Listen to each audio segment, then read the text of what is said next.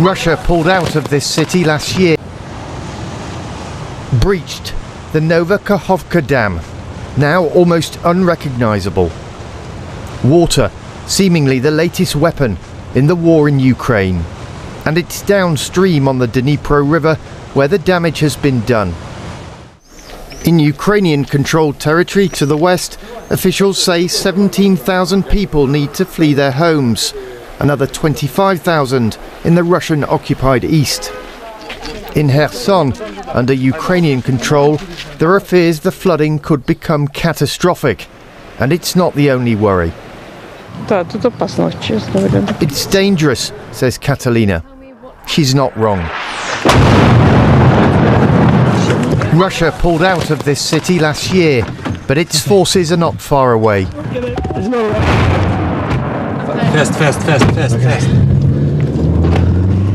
The dam was under Russian control, but each side is blaming the other for the apparent attack.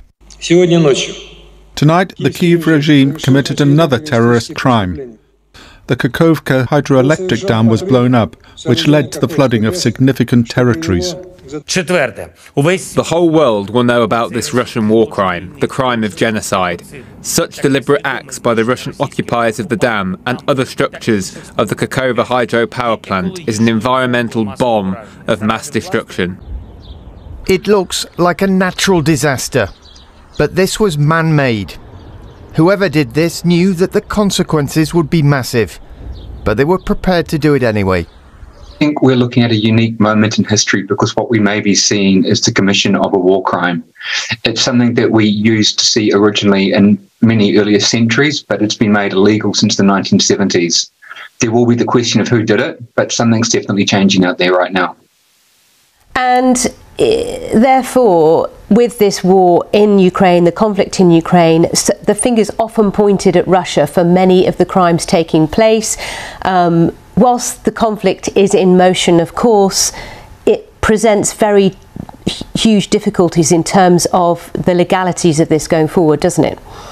It does. I mean, right now, everything's just alleged, but we'll have to start collecting evidence. But what you have fundamentally is an act which is disproportionate and indiscriminate, of which the civilians will bear the brunt of it. It may also be an environmental crime because it's widespread, severe and long-lasting. But right now it's about getting the evidence. But you are seeing something unique because this is a threshold that has not been crossed so far this century. In terms of the international bodies that will be investigating this, trying to find out what really happened, who is responsible, talk us through that. So far, the International Criminal Court has got one charge against the Russian administration, and that's with regards to the illegal deportation of children. It's likely that they will add more charges to the docket, and those could have been around the indiscriminate bombing of Ukrainian cities.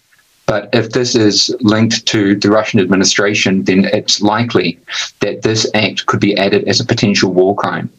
It's clearly a crime from the law from 1977, but the problem is that Russia withdrew its signature from a convention in 2019, and they would argue it doesn't apply to them. But many would suggest otherwise, that it's now customary not to do such kind of disproportionate and indiscriminate warfare. Yeah, I think it is. I think there are some suggestions that up close to the dam, around the town of Novokakhovka on the Russian-occupied side, the floodwaters may gradually be subsiding.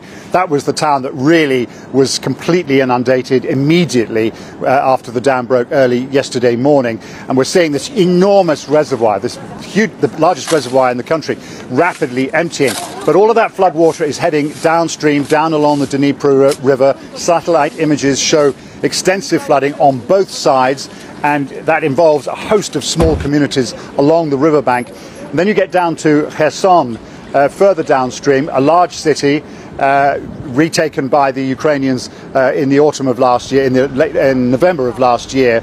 There it seems as though the floodwaters may still be rising, and we're seeing emergency services still evacuating people from their homes, going around flooded streets in boats trying to find who's still there, and having to deal with the added risk of shelling from across the river from Russian forces, which is making the rescue operation even more precarious. On the other side, in the Russian-controlled territory, we're getting reports of some villages where the water is up at roof level and people have had to spend the night on their roofs waiting to be evacuated.